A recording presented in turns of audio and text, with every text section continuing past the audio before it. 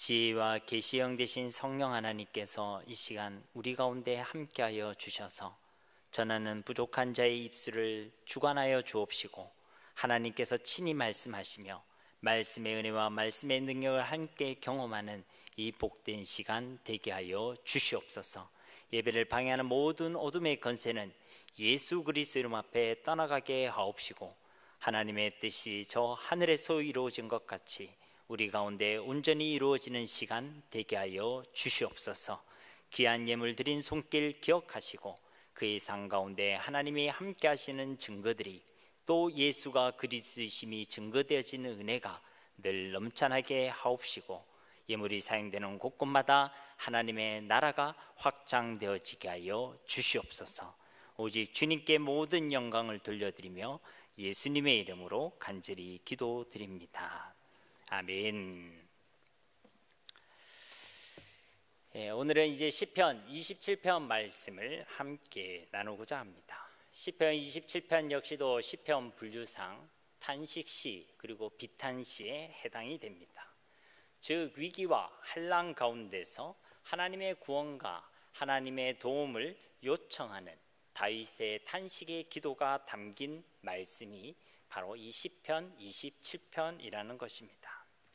특별히 이 시편 27편에는 다른 어떤 탄식시보다 하나님을 향해 분명히 믿음을 고백하는, 다윗이 하나님을 얼마나 신뢰하는지 그 확신찬 고백이 강하게 담겨져 있습니다. 오늘은 특별히 이 시편 27편의 전반부라 할 수 있는 1절로부터 6절까지 말씀을 통해서 이 다윗의 확신찬 믿음과 신앙에 대해서 함께 말씀을 나누려고 합니다. 오늘 이 말씀을 통해서 우리 역시도 이 위기와 어려움을 당할 때에 다윗과 같이 오직 하나님께만 소망을 두고 하나님을 향해 우리의 믿음을 온전히 고백하며, 또 이 다윗의 이 기도가 우리의 삶 가운데 성취되어지는 하나님의 말씀이 되기를 예수님의 이름으로 축원드립니다. 최근에 저희 교구에 한 남자 집사님의 사업장을 신방한 적이 있습니다. 자세한 내용을 다 말씀드릴 수는 없지만 그분 사업장에 큰 어려움이 있었습니다. 그래서 함께 기도하고 함께 위로하기 위하여 신방을 했었더랬죠. 그리고 그 집사님을 지난 주일날 다시 만날 수 있었습니다. 그 짧은 시간에 어떤 형편이 더 나아졌을 거다라는 생각은 들지 않았죠. 그래서 이렇게 인사를 했습니다. 집사님, 요즘은 좀 어떠십니까? 아직 많이 힘이 드시죠? 그때 이 집사님께서 하신 대답, 그리고 그 고백이 제 마음속에 기억되어졌습니다. 예, 목사님, 힘들지요. 물론 힘듭니다. 그런데 괜찮습니다. 제가 과거에 은혜 가운데 있을 때에 하나님께 이런 고백을 한 적이 있습니다. 제가 어디에서나 어떤 상황 속에서도 하나님을 예배하겠습니다. 그런데 하나님께서 지금의 이 어려움 속에서 그때 하나님께 드렸던 이 신앙의 고백을 다시 생각나게 하셨습니다. 이 어려움과 위기 속에서도 여전히 하나님을 신뢰하며 온전히 하나님을 예배할 수 있는 제가 되고 싶습니다. 그리고 이 속에서도 저를 낮추시고 제게 은혜를 베푸시고 제게 역사하실 하나님이 기대가 됩니다. 그러니 목사님, 그렇게 기도해 주세요. 여러분, 이것을 정말 하나님의 은혜로 드리게 된 믿음의 고백인 줄 믿습니다.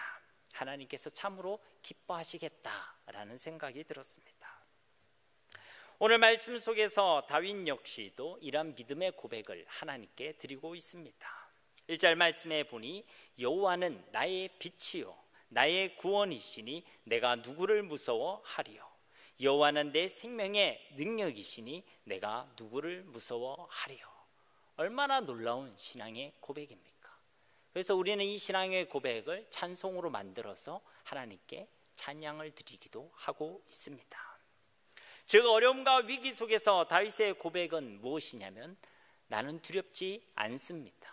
나는 무섭지 않습니다. 왜냐하면 여호와 하나님이 나의 빛이 되어 주시고 여호와 하나님이 나의 구원이 되시기 때문입니다. 여호와 하나님께서 내 생명의 능력, 내 생명의 피난처가 되어 주시기 때문에 나는 두렵지 않고 무섭지 않습니다.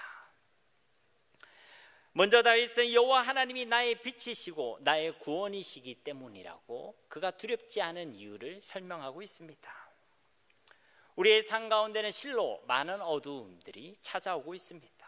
환경의 문제도 있고 사람의 문제도 있고 여러 가지 시험들도 있고 재해 문제들도 있고 바로 이러한 모든 것들이 우리의 삶을 찾아오는 어두움들이라 할 수 있을 것입니다. 아니, 우리가 살아가는 이 세상 자체가 바로 이 어둠 속에 있습니다. 흑암 속에 이 수많은 인생들이 살아가고 있다라는 것입니다. 어둡기 때문에, 보이지 않기 때문에 방황하게 됩니다. 헤매이게 됩니다. 불안하고 두렵게 되게 됩니다. 길을 몰라서, 방향을 알지 못해서, 해답을 몰라서 그렇게 방황하며 절망하며 살아가고 있는 것입니다. 이렇게 흑암 가운데, 어두운 가운데 있던 우리를 위해 이 땅에 참 빛으로 오신 분이 계십니다.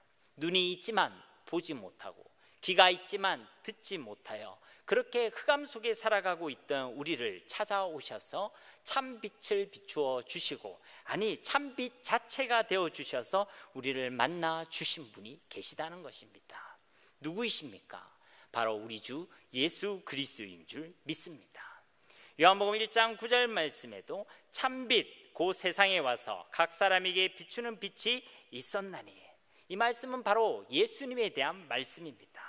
예수님이 참빛으로 세상에 오셨다라는 것입니다. 그리고 참빛으로 오신 그 예수님이 어둠 속에서 살아가던 각 사람들에게 참빛이 되어 주셨다라는 것입니다. 누가요? 바로 우리 예수 그리스도가 끝이 보이지 않는 어두운 터널에서 우리에게 참빛을 비추어 주신 분이 바로 우리 예수님이십니다.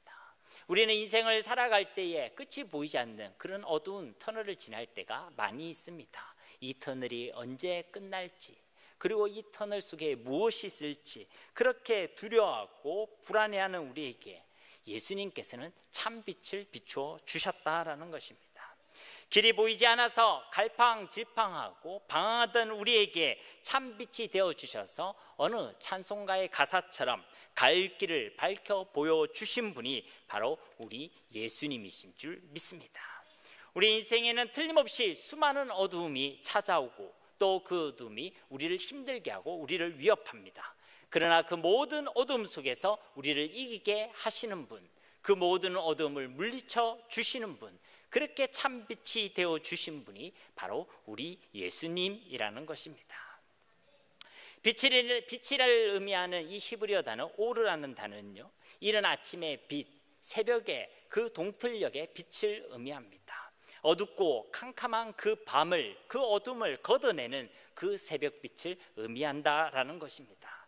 즉 우리의 모든 삶의 어둠을 물리쳐 주시고 그 어둠을 걷어내어 주시는 분, 그 어둠 속에서 방황할 수밖에 없었던 우리 인생에게 참빛으로 갈 길을 안내해 주시는 분, 어둠 속에서도 그 빛으로 오셔서 우리를 참으로 구원해 주시는 분, 바로 우리 예수님인 줄 믿습니다.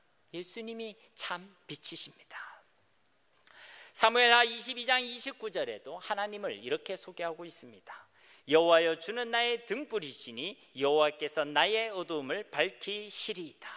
하나님이 우리의 등불이라는 것입니다. 하나님이 우리의 빛이시라는 것입니다. 그런데 그 등불이신 하나님이 우리의 삶에 있는 모든 어둠을 밝히시겠다, 모든 어둠을 걷어내어 주시겠다고 저와 여러분에게 약속하고 계시는 것입니다. 저와 여러분의 이전에 있던 모든 삶이 어떠했습니까? 바로 이 어둠 가운데 살아가던 인생이 아니었습니까? 그래서 마태복음 4장 16절에도 흑암에 앉은 백성이 큰 빛을 보았고 사망의 땅과 그늘에 앉은 자들에게 빛이 비치었도다 하였느니라.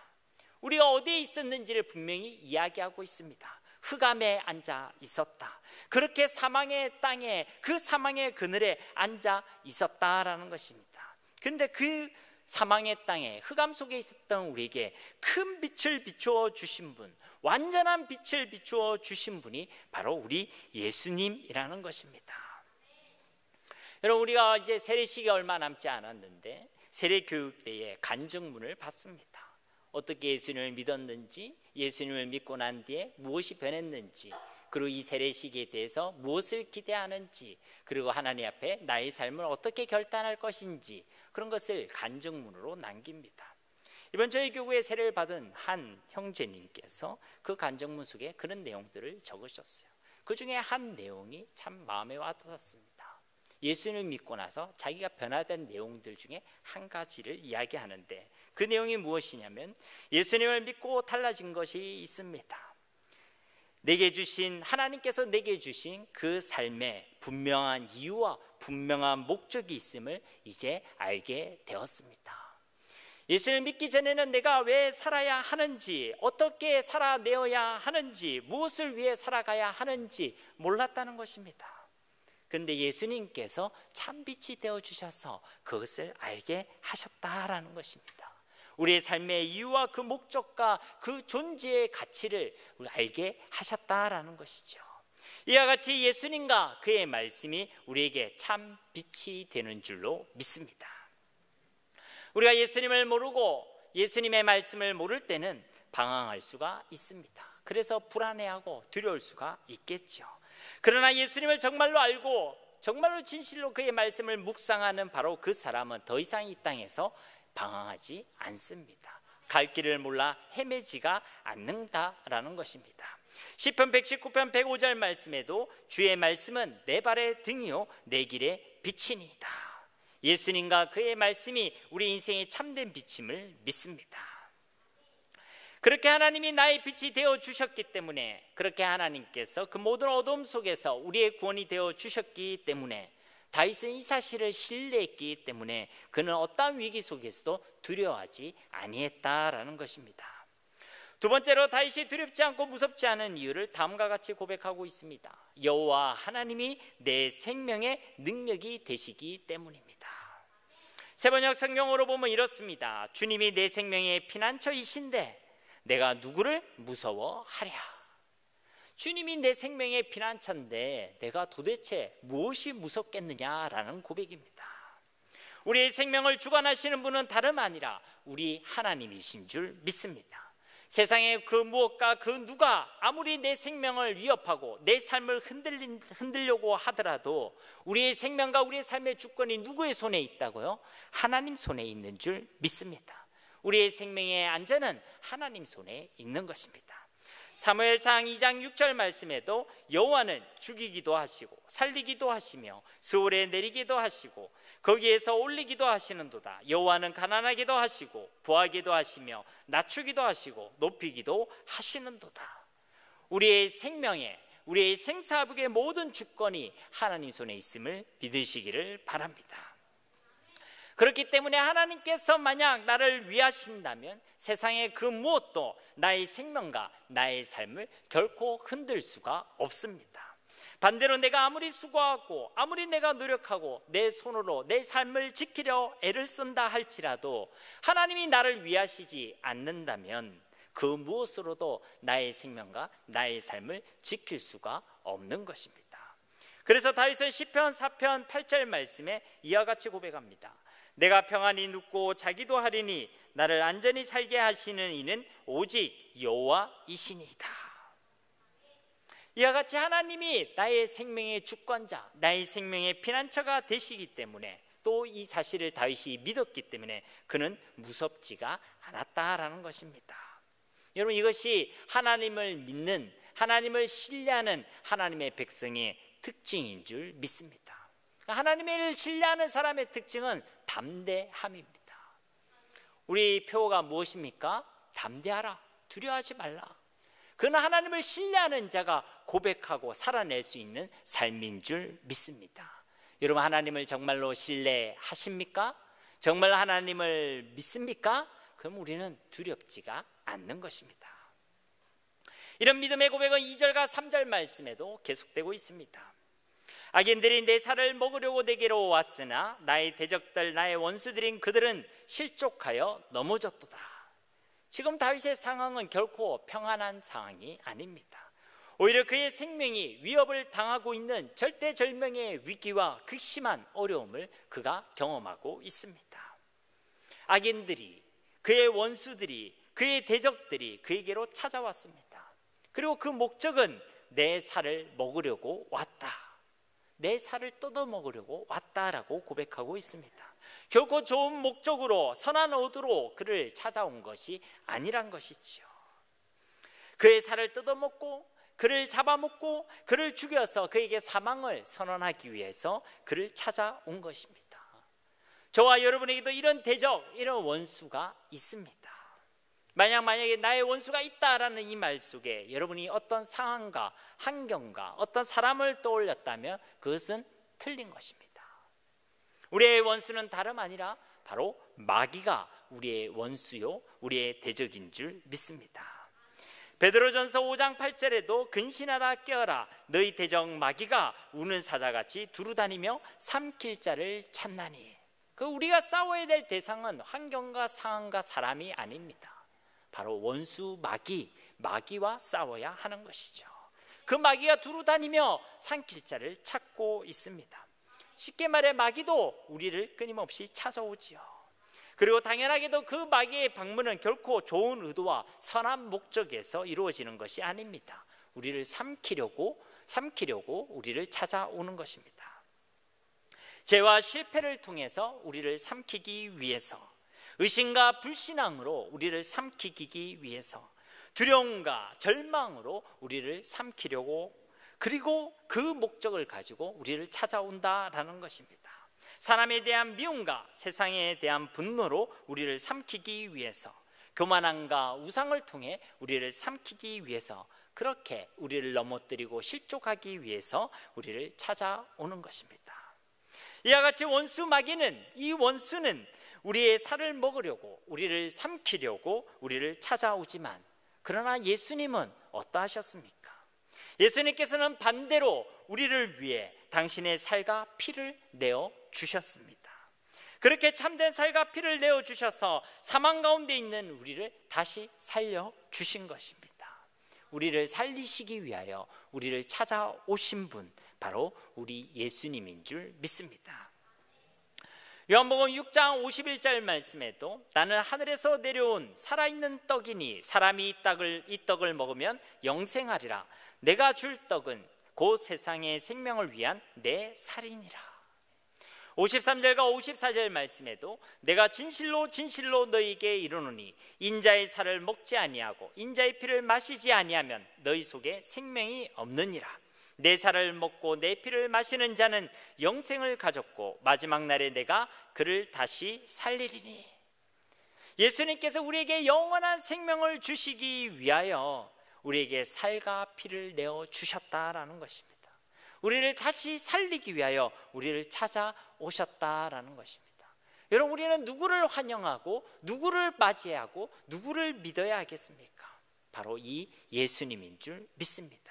우리를 삼키려는 저 세상을 환영하고 저 원수의 말에 속아서 세상의 것에 더 가치를 두고 예수님보다 더 세상을 사랑하며 그게 우리 삶의 목적을 두는 것은 그래서 정말로 어리석은 것입니다. 하나님을 떠난 이 세상과 원수 마귀는 우리를 삼키려 하지만 우리 예수님은 우리를 살리시고 우리를 온전케 하시고 더 풍성하게 하시는 하나님이신 줄 믿습니다. 요한복음 10장 10절 말씀에도 도둑이 오는 것은 도둑질하고 죽이고 멸망시키려는 것뿐이요 내가 온 것은 양으로 생명을 얻게 하고 더 풍성히 얻게 하려는 것이라. 우리는 이 예수님을 환영해야 될 줄 믿습니다. 이 예수님께 우리의 최고의 가치를 둬야 될 줄 믿습니다. 이 예수님을 정말로 우리 인생의 구주로 영접하고 이 예수님이 우리의 주인이심을 고백해야 될 줄 믿습니다. 그렇게 될 때에 이 예수님께서 우리에게 영원한 생명을 주실 것입니다. 우리로 모든 이 원수들로부터 이기게 하실 줄로 믿습니다. 우리를 삼키려고 우리는 사자와 같이 우리를 찾아오는 그 원수 마귀를 이길 힘은 오직 예수 그리스도밖에 없는 것입니다. 십자가와 부활을 통해 이미 승리하신 예수 그리스도만이 우리로 이기게 하시는 하나님께서 주신 길임을 믿으시기를 바랍니다. 오늘 말씀에도 나의 대적들 나의 원수들이 내게로 왔지만 그들은 실족하여 넘어졌도다. 원수들의 공격과 그리고 그들로부터 시작된 이 위기와 어려운 이 상황이 오히려 예수님을 통한 승리와 하나님의 구원을 경험하는 통로가 되었다고 이 다윗은 고백하고 있는 것입니다. 그러니 꼭 기억하시기 바랍니다. 아무리 세상이, 아무리 원수가 우리를 삼키려 할지라도, 어떤 위기와 어떤 어두움이 우리를 삼키려 할지라도, 우리가 하나님을 분명히 믿는다면, 그 믿음 가운데 우리가 서 있다면, 그 모든 위기와 어려움들과 수많은 문제들이 오히려 하나님의 구원과 하나님의 승리를 경험하게 되는 은혜의 통로가 됨을 믿으시기를 바랍니다. 이 위기는 하나님을 경험하는 기회가 되는 것입니다. 3절 말씀에도 이런 상황은 반복되고 있습니다. 군대가 나를 대적하여 진칠지라도 내 마음이 두렵지 아니하며 전쟁이 일어나 나를 치려할지라도 나는 여전히 태연하리로다. 지금 다윗은 그가 당하고 있는 상황에 대해 이렇게 서술하고 있습니다. 군대가 나를 대적하여 진을 치고 있습니다. 전쟁을 일으켜 그들이 나를 치려하고 있습니다. 한 개인을 대적하기 위해서 군대가 일어나고 그를 에워싸고 그리고 전쟁이 일어난다는 것은 생각만 해도 정말로 무서운 일일 것입니다. 쉽게 말해서 다윗 그가 가진 그 어떠한 힘으로도 도무지 이길 수 없는 상황, 도무지 감당할 수 없는 상황 가운데 그가 놓여져 있음을 고백하고 있는 것입니다. 무섭겠지요, 두렵겠지요. 그러나 그는 무섭지 않다고, 두렵지 않다면서 이와 같이 믿음을 고백합니다. 지금의 이 환경은 도무지 내가 감당할 수 없지만, 지금의 이 위기는 나의 힘으로는 도무지 극복할 수가 없지만, 지금의 이 어려움을 도무지 나의 힘으로는 이겨낼 수가 없지만, 그러나 나는 여전히 태연하리로다.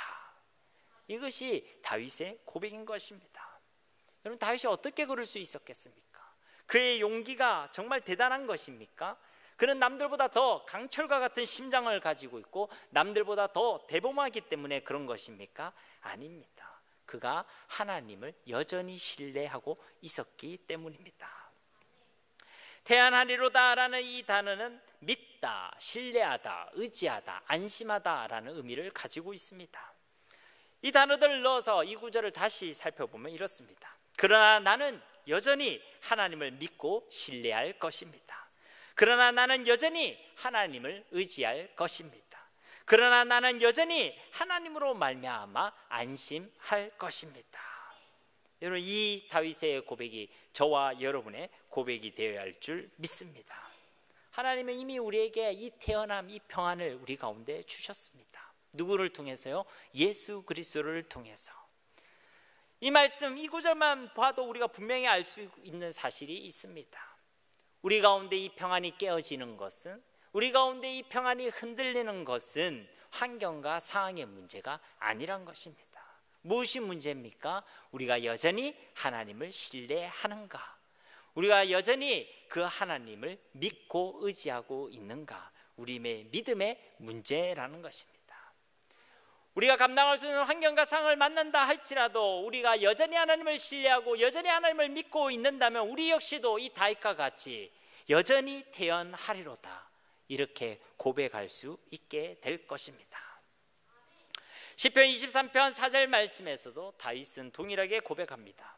내가 사망의 음침한 골짜기로 다닐지라도 해를 두려워하지 않을 것은 주께서 나와 함께 하심이라. 주의 지팡이와 막대기가 나를 안위하시나이다. 사망의 음침한 골짜기로 내가 다닐지라도 나는 두렵지가 않습니다. 왜냐하면 하나님이 나와 함께 하시기 때문입니다. 그 하나님이 그의 지팡이와 막대기로 나를 보호하시고 지키시고 안전하게 하실 것이기 때문에 나는 두렵지가 않습니다. 다윗이 누구를 믿고 신뢰하고 있습니까? 함께 하시는 하나님을 믿고 신뢰한 줄 믿습니다. 그래서 그가 평안을 고백할 수 있었던 것입니다. 그리고 다윗이 이 믿음의 고백 한가운데 이제 한 가지 간절한 소원을 하나님께 아뢰고 있습니다. 그게 바로 4절 말씀입니다. 4절 말씀 우리 함께 한 목소리로 다시 한번 봉독하겠습니다. 내가 여호와께 바라는 한 가지 일, 그것을 구하리니 곧 내가 내 평생에 여호와의 집에 살면서 여호와의 아름다움을 바라보며 그의 성전에서 사모하는 그것이라. 아멘. 히브리어의 일반적인 문장의 어순을 볼 때 보통 문장의 제일 앞에는 동사나 주어가 위치합니다. 그런데 어떤 사실을, 어떤 단어를 강조하고자 할 때는 이런 부분을 무시하고 강조하고자 하는 그 단어를 문장의 제일 앞에 배열합니다.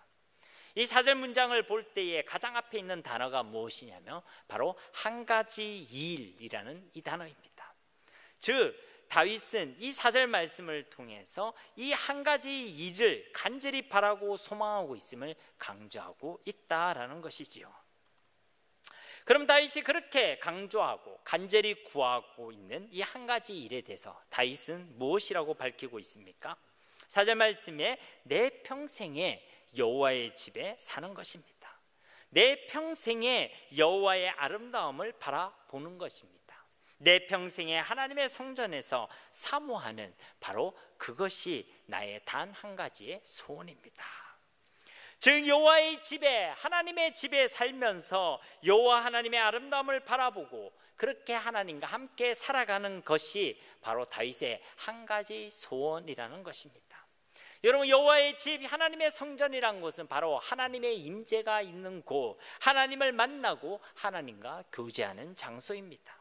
즉 다윗의 소원은 무엇입니까? 그의 평생이 하나님과 함께 하기를, 그가 영원하신 하나님과 영원토록 교제하기를, 그렇게 하나님과 함께하며 하나님의 모든 아름다운 은혜를 그가 온전히 누리기를 그가 간절히 소망했다라는 것입니다.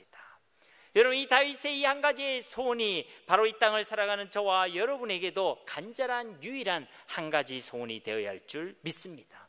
다윗이 이것을 간절히 하나님께 간구했어요. 얼마나 그가 간절했는지 표현을 할 때도 바라고 구하고 반복적으로 이야기하고 있습니다. 바라고 구했다는 것입니다. 이 바라고와 구하고가 시제가 틀립니다. 바라고라는 것은 완료형입니다. 과거에 그가 그렇게 간절히 소원했다는 것이고, 구하다라는 것은 과거뿐만 아니라 지금도 앞으로도 간절하게 구할 것이라는 그의 고백인 것입니다. 즉 어느 날 갑자기 다윗이 이 한 가지 소원을 아랬던 것이 아니라 그는 과거에도 이 한 가지를 소원했고 지금 역시도 이 한 가지를 소원하고 있으며 앞으로도 그는 이 한 가지를 소원하며 살아갈 것이라고 고백하는 것입니다. 그는 이것을 유일한 소원, 한 가지 소원이라고 표현합니다. 시편 27편 4절 이 말씀을 새번역 성경으로 보면 이렇습니다. 주님, 나에게는 단 하나의 소원이 있습니다. 나는 오직 그 하나만 구하겠습니다. 그것은 한평생 주님의 집에 살면서 주님의 자비로우신 모습을 보는 것과 성전에서 주님과 의논하면서 그렇게 살아가는 것입니다. 여러분, 지금 우리는 무엇을 소원하고 있습니까? 우리는 지금 무엇을 간절하게 바라고 있습니까? 우리는 한 가지가 아니라 얼마나 많은 것들을 우리 가슴속에 품고 살아가는지 모르겠습니다. 어린아이와 같이 단순하고 명확해야 합니다. 다윗과 같이 진실로 단 한 가지를 소원해야 될 줄 믿습니다. 적어도 우리가 이 땅을 살아가는 하나님의 백성들이라면 먹을 것, 입을 것, 마실 것, 그런 것에 대한 소원보다는 먼저 하나님의 나라를 소원하고 하나님의 의를 구해야 될 줄 믿습니다. 하나님의 의는 하나님이 우리와 함께 하시는 것이 하나님의 의입니다. 하나님의 나라는 하나님과 함께하며 그의 통치를 받는 것이 하나님의 나라인 줄 믿습니다. 그렇게 하나님과 함께하는 임마누엘의 복을 누리고 이 땅에서 하나님의 나라를 경험하는 것이 다윗의 간절한 유일한 한 가지 소원이 있다고 그는 고백하는 것입니다. 이것이 저와 여러분의 소원이 되어야 할 줄 믿습니다. 왜 그래야 합니까? 왜 이 한 가지를 구해야 합니까? 이것이 바로 하나님께서 주신 최고의 복이기 때문에 그런 것입니다. 하나님 나라 임마누엘, 이것이 하나님께서 주신 최고의 복인 것입니다. 여러분, 처음 인간을 생각해 보십시오. 바로 처음 인간에게 하나님께서 주신 하나님의 복이 바로 하나님 나라 임마누엘이었습니다. 그러나 인생은 이 죄로 인해서 이 하나님의 나라와 임마누엘의 복을 완전히 잃어버리게 되었죠. 그리고 이제는 영원한 저주 가운데 살아갈 수밖에 없었는데 다시 하나님께서 우리를 회복시켜 주셨습니다. 근데 그 회복시켜 주신 복의 내용이 무엇입니까? 하나님 나라 임마누엘입니다. 마태복음 1장 23절에 보면 보라 처녀가 잉태하여 아들을 낳을 것이요 그의 이름은 임마누엘이라 하리라 하셨으니 이를 번역한즉 하나님이 우리와 함께 계시다 함이라. 임마누엘로 이 땅에 오신 예수 그리스도가야말로 하나님께서 우리에게 주신 최고의 복인 줄로 믿습니다. 하나님께서는 오직 예수님을 통해서만 우리 가운데 역사하십니다. 예수님을 통해서만 우리와 함께 하십니다. 우리는 예수님을 통해서만 모든 죄와 사망의 권세를 이길 수 있고 사탄과 세상을 이기게 되는 줄로 믿습니다. 누구를 통해서요? 오직 예수 그리스도를 통해서. 예수 그리스도를 통해서만 지금도 죽은 영혼이 구원받고 그 역시도 영원한 생명을 누리게 되는 줄로 믿습니다. 그러니 예수님이 최고의 복인 것입니다. 로마서 8장 32절 말씀에도 자기 아들을 아끼지 아니하시고 우리 모든 사람을 위하여 내주시니까 어찌 그 아들과 함께 모든 것을 우리에게 주시지 아니하겠느냐. 하나님께서는 예수님을 주시며 그 안에 모든 것을 우리 가운데 허락해 주신 줄로 믿습니다. 우리는 자꾸만 예수님 말고 다른 거, 예수님도 좋아, 그런데 그 말고 다른 거, 우리의 관심이 벗어날 때가 많이 있습니다. 아닙니다. 하나님은 우리에게 예수님 안에 모든 것을 이미 주신 줄로 믿습니다. 여러분, 경상도 억양을 살려서 이 질문을 한번 따라해 봤으면 좋겠습니다. 한번 따라해 보세요. 예수면 다가 뭐라 대답하시겠습니까? 정답이죠. 네. 예수면 다다. 아멘이십니까? 네. 세상은 끊임없이 우리에게 도전합니다. 진짜 예수면 다가. 그때 우리 뭐라고 고백해야 되겠습니까? 아멘. 예수면 다다. 네, 이것이 바로 이 땅을 살아가는 하나님의 백성의 고백이 되어야 할 줄 믿습니다. 이처럼 다윗은 그가 평안할 때도 오늘 본문의 상황처럼 그가 위기를 만났 바로 그때에도 그가 과거에도 지금도 앞으로도 그에게는 유일한 한 가지 소원이 있었던 것입니다. 오직 하나님과 함께 하는 것, 하나님의 성전에서 하나님과 깊은 교제를 나눈 것, 그렇게 매일의 삶 가운데 하나님의 나라를 맛보고 임마누엘의 복을 누리는 것을 그는 간절히 소원했다라는 것입니다. 그가 이렇게 오직 하나님 나라, 오직 임마누엘의 복을 두고 그가 간구할 수 있었던 것은 바로 5절 말씀입니다. 여호와께서 환난 날에 나를 그의 초막 속에 비밀히 지키시고 그의 장막 은밀한 곳에 나를 숨기시며 높은 바위 위에 두시리로다. 이 4절 말씀의 앞에 보면 왜냐하면이란 단어가 생략되어져 있습니다. 즉 이 5절 말씀은요, 앞에 4절 말씀의 이유와 근거가 된다는 것이죠. 그가 4절처럼 간구할 수 있었던 그 이유를 5절 말씀에는 3가지로 표현하고 있습니다. 첫째는 환난 날에 나를 그의 초막 속에 비밀히 지키시기 때문이라는 것입니다. 그의 초막이라는 곳은 하나님의 은신처를 의미합니다. 그곳에 우리를 불러주신다는 것이죠. 여러분, 초막을 생각해 보세요. 튼튼한 건물 같습니까? 뒤에 나오는 장막을 생각해 보세요. 그것이 튼튼하고 견고한 건물 같습니까? 그렇지 않죠. 아니, 풀떼기와 천등으로 만들어진 그 초막과 장막이 뭐 그리 튼튼하겠습니까? 그런데 이 초막과 이 장막은 오늘 성경에 보니까 이렇게 표현되어 있습니다. 그의 초막, 그의 장막, 하나님의 초막, 하나님의 장막이라고 표현되어 있다는 것입니다. 그렇다면 그곳은 다른 누구가 아니라 하나님이 계신 곳이라는 것이죠. 여러분, 하나님께서 함께 계시는 곳, 그곳에 우리를 불러주셔서 우리를 지켜주시겠다는 것입니다. 비록 우리가 볼 때는 볼품없어 보이고 그렇게 믿음직스럽게 안 보인다 할지라도, 그렇게 풀떼기로 만든 초막이라 할지라도 하나님께서 함께 하시면 바로 그곳이 세상에서 가장 안전한 곳, 가장 완벽한 피난처가 됨을 믿으시기를 바랍니다. 중요한 것은 하나님이 함께 계시느냐라는 것입니다. 우리를 지키실 때 비밀히 지키신다고 이야기합니다. 이 비밀이라는 단어는 비축하다, 저장하다라는 의미를 가지고 있습니다. 즉 하나님께서 지키시고 보호하시고 우리와 함께 하시는 그 시간은 단순히 버티는 시간이 아니란 것이죠. 언젠가 오면 그때가 올 건데 기다리자, 어금니 꽉 깨물고 인내하는 그런 시간만이 아니란 것입니다. 비축하는 시간, 그리고 저장하는 시간이란 것입니다. 언젠가 하나님의 때가 반드시 올 것인데, 언젠가 하나님께서 반드시 역사하실 것인데, 바로 그때를 위해, 우리가 표현하자면 역전의 그때를 위해 기대와 소망으로 나를 비축하는 시간, 나를 보장해 주시는 시간, 나를 지키시는 시간이 바로 이 하나님의 품 안에 있는 시간인 줄 믿습니다. 여러분, 하나님께서 아니 계신 것이 아닙니다. 하나님의 역사가 더딘 것도 아닙니다. 하나님께서는 반드시 하나님의 때에 하나님의 방법대로 하나님의 뜻 가운데 역사하실 줄로 믿습니다. 두 번째로 다윗은 이유에 대하여 이렇게 이야기합니다. 그의 장막 은밀한 곳에 나를 숨겨주시기 때문입니다. 하나님의 장막 은밀한 곳은 우리가 잘 알고 있다시피 지성소를 의미합니다. 바로 하나님이 임재하시고 우리를 만나주시는 바로 그 장소라는 것이죠.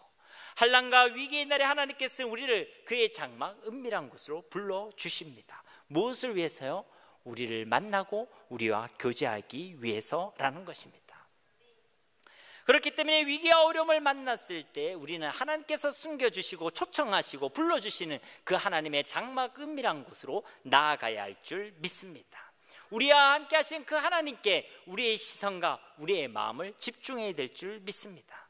세상을 향해 돌아가 있던 우리의 시선을, 우리의 욕심과 정욕에 따라 엉뚱한 것으로 쏟아졌던 우리의 마음을 정돈하여 하나님께 집중해야 될 줄 믿습니다. 하나님이 이미 우리와 함께 계십니다. 우리와 함께 하시며 그 하나님 우리와 교제하기를 원하시는 것입니다. 그렇게 우리의 마음의 문을 두드리는 소리를 우리는 들을 수 있어야 될 줄 믿습니다. 요한계시록 3장 20절에도 볼지어다 내가 문 밖에 서서 두드리노니 누구든지 내 음성을 듣고 문을 열면 내가 그에게로 들어가 그와 더불어 먹고 그는 나와 더불어 먹으리라. 여러분, 이것이 하나님의 소원입니다. 위기와 환난의 시간은 바로 우리의 마음 문을 두드리고 계시고, 그래서 우리와 교제하기를 원하시는 하나님의 음성을 듣는 시간이 되어야 할 줄 믿습니다. 세 번째로 나를 높은 바위 위에 두시기 때문입니다. 여러분, 바위라는 것은 견고함과 단단함을 의미하는 것이죠. 하나님의 지키심과 하나님의 인도하심은 완전하고 견고한 줄 믿습니다. 하나님 우리를 지키시면 세상의 그 무엇도 우리를 위협할 수 없는 것입니다. 하나님이 나의 삶을 지키시면 세상의 그 어떤 것도 나의 삶을 무너뜨릴 수가 없는 것입니다. 그런데 이 바위를 표현할 때 높은 바위라고 이야기합니다. 높은 곳에 위치한 그 바위는 누구나 볼 수 있는 바위입니다. 하나님께서 함께 하시고 그렇게 하나님께서 지키시고 하나님의 보호하심이 그만큼 분명하게 보인다는 것입니다. 누구에게나 그것이 나타난다는 것입니다. 이번 주 주일 오전 말씀에서 우리가 안디옥 교회에 대해서 살펴보았습니다. 안디옥 교회는 어떤 교회였습니까? 사도행전 11장 21절 말씀에 보면 주의 손이 그들과 함께 하심에 수많은 사람들이 믿고 주께 돌아오더라.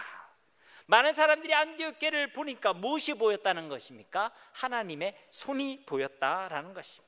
하나님의 은혜가 그 교회 위에 함께함이 분명하게 보였다라는 것입니다. 여러분, 성도의 삶은 바로 이와 같아야 하는 것입니다. 우리의 삶 가운데 하나님의 은혜가 보여야 하는 것입니다. 하나님의 함께하심이 보여야 하는 것입니다. 아, 당신을 보니 하나님이 살아 계시네요. 아, 당신을 보니 하나님이 사랑이시네요. 이것이 예수님을 믿는 자의 삶에 되어야 할 줄 믿습니다. 이것은 우리의 노력으로 되어지는 것이 아닙니다. 오늘 말씀에 뭐라고 얘기합니까? 하나님께서 우리를 높은 바위 위에 두시리로다. 하나님이 우리를 그렇게 세워주시는 것입니다. 하나님께서 우리를 높은 바위 위에 두신다는 것은 또한 우리로 이기게 하신다라는 것입니다.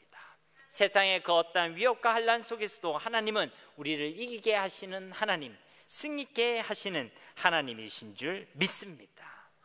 그래서 우리는 이 한 가지를 강구하는 것입니다.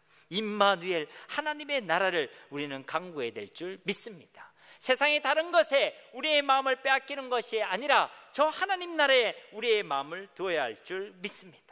이 땅에서 저 하나님의 나라를 간절히 강구하고 이 땅에서 우리와 함께 하시는 하나님 임마누엘의 복을 간절히 누리기를 그가 기도해야 될 줄 믿습니다. 우리의 기도의 제목이 되어야 하는 것입니다. 찬송가 491장의 가사처럼 저 높은 곳을 향하여 날마다 나아가게 하시고 갈팡질팡하는 우리의 마음을 하나님께서 꽉 붙들어 주셔서 항상 그곳에 있게 하옵소서. 이것이 우리의 기도의 제목이 되어야 한다는 것입니다. 6절 말씀은 바로 이 앞에 믿음의 고백, 신앙의 고백과 그의 강구에 대한 결과다라고 할 수 있습니다. 이제 내 머리가 나를 둘러싼 내 원수 위에 들리리니 내가 그의 장막에서 즐거운 제사를 드리겠고 노래하며 여호와를 찬송하리로다. 원수들이 나를 아무리 둘러싸더라도 하나님께서 우리로 이기게 하신다라는 것입니다. 성도의 결론은 바로 승리인 줄 믿습니다. 하나님이 함께 하시면 어떤 상황에서도 우리는 승리하게 되는 것입니다. 지난주에 어떤 셀에 가서도 그런 고백을 드렸습니다. 저같이 믿음 없는 사람도 도무지 할 수 없는 기쁨과 감사를 고백하게 될 때가 있습니다.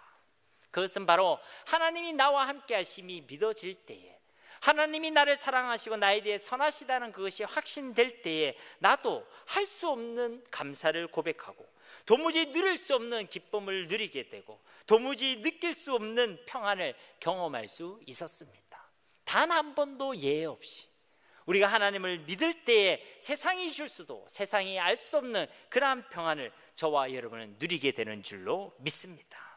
오늘 본문의 다윗도 동일하게 고백합니다. 그에게 뭐 그리 즐거운 일이 있겠습니까? 사방을 둘러봐도 그를 삼키려 하고 그를 잡아먹으려고 하고 그를 죽이려 하고 그를 넘어뜨리려는 원수들이 칼을 들고 있는데 무엇이 그리 기쁘고 즐겁겠습니까? 그러나 그는 그 속에서 무엇이라고 고백합니까? 내가 그의 장막에서 즐거운 제사를 드리겠고 노래하며 여호와를 찬송하리로다. 그 수많은 위기 속에서, 그 생명의 위협 속에서 그가 그의 장막에 서게 될 것을 꿈꾸고 있는 것입니다. 누가 생각납니까? 스데반이 생각나죠. 그의 수많은 사람들이 돌을 들고 그를 죽이라는 그때에 그는 하늘 보좌 우편에 계신 예수 그리스도를 볼 수가 있었던 것입니다. 여러분, 이것이 성도의 삶입니다. 우리를 힘들게 하는 많은 어둠 속에서도, 우리를 지치게 만드는 많은 그 어려움 속에서도 우리와 함께 하신 하나님을 발견하고 기쁨과 즐거움으로 하나님께 나와 하나님의 나라를 맛보는 사람들, 그것이 바로 하나님의 백성인 줄 믿습니다. 그러니 우리는 이 땅에서 이 한 가지를 소원해야 하는 것입니다. 하나님의 나라를 소원하고 우리와 함께 하시니 그 임마누엘의 복을 우리가 더욱 알고 누리기를 하나님께 간구해야 할 줄 믿습니다. 아까 우리가 따라했듯이 세상은 끊임없이 우리에게 질문합니다. 정말 예수면 충분하냐? 정말로 예수면 다냐? 여러분, 바로 그때에 믿음의 고백을 하시기 바랍니다. 교회 안에서만 아니라 여러분이 살아가고 치열하게 고민하는 그 삶의 현장 가운데서도 고백하시기 바랍니다. 아멘. 진실로 예수님이 답니다. 진짜로 예수님이 전부입니다. 우리가 이 땅에서 이 한 가지를 간절히 소원할 때에 우리는 어떠한 환경 속에서도 나는 여전히 태어나리로다 라는 이 다윗의 고백을 함께 하게 될 줄 믿습니다. 우리의 매일의 삶 가운데 하나님께서 함께 하시는 임마누엘의 복이 더욱 풍성히 발견되어지고 경험되어지는, 그래야 우리의 매일의 삶이 하나님의 나라를 맛보는 삶이 되어지기를 우리 주 예수님의 이름으로 간절히 축원드립니다. 우리 이 시간 우리에게 주신 단 하나의 소원을 두고 함께 기도하기를 소망합니다. 기도하겠습니다. 하나님 감사합니다. 이 시간도 우리에게 말씀을 통해 우리가 꼭 기도하고 우리가 꼭 붙들어야 될 유일한 기도의 제목을 주심을 감사드립니다. 하나님, 우리가 이 땅을 살아가는 동안에 우리가 많은 것을 보고 또 많은 것을 느끼며 우리의 마음을 바로잡지 못할 때가 많이 있습니다. 세상의 헛된 것을 보고 또 세상의 헛된 길에 들어서서 그것이 우리의 걸어갈 길이라고, 또 그것이 우리가 반드시 취해야 될 목표와 목적이라고 그렇게 어리석게 살아가는 순간이 얼마나 많은지 모릅니다. 주여, 이 말씀이 우리의 삶의 유일한 이정표가 되어지길 원합니다. 우리가 무엇을 꿈꾸며 무엇을 기대하고 무엇을 두고 기도하며 살아가야 하는지, 우리 삶 가운데 무엇이 믿어지고 또 무엇이 경험되어져야 하는지, 하나님 오늘 이 말씀을 통해 하나님 앞에 나아가는 주의 백성들이 되어지기를 원합니다. 단 한 가지의 소원, 하나님 우리를 위해 죽으시고 부활하신 예수 그리스도를 더욱더 알기를 간절히 소망하오니 우리와 함께 하신다는 그 임마누엘의 복을 온전히 누리기를 간절히 소망하오니 우리의 매일의 삶이 그렇게 그렇게 하나님과 깊은 교제를 나누는 하나님 나라를 맛보는 천국의 삶이 되어지기를 간절히 소원하오니 주여 우리 가운데 역사하여 주시옵소서. 주신 말씀이 우리의 기도의 제목이 되게 하시고 우리에게 주신 이 약속의 말씀이 그 약속에 신실하게 역사하시는 하나님의 일하심이 되게 하시어서 이제 우리 가운데도 고백되어지고 터져나오는 신앙의 고백이 되어지게 하여 주시옵소서. 어떠한 환경과 어떠한 상황 속에서도 나는 여전히 태어나리로다 라고 고백했던 그 다윗의 믿음과 신앙이 하나님 우리의 믿음과 신앙이 되어지기를 원하오니 주여 우리 가운데 은혜를 베풀어 주시고 우리를 불쌍히 여겨주시며 하나님 우리가 항상 믿음의 자리에 서 있을 수 있도록 은혜를 베풀어 주시옵소서.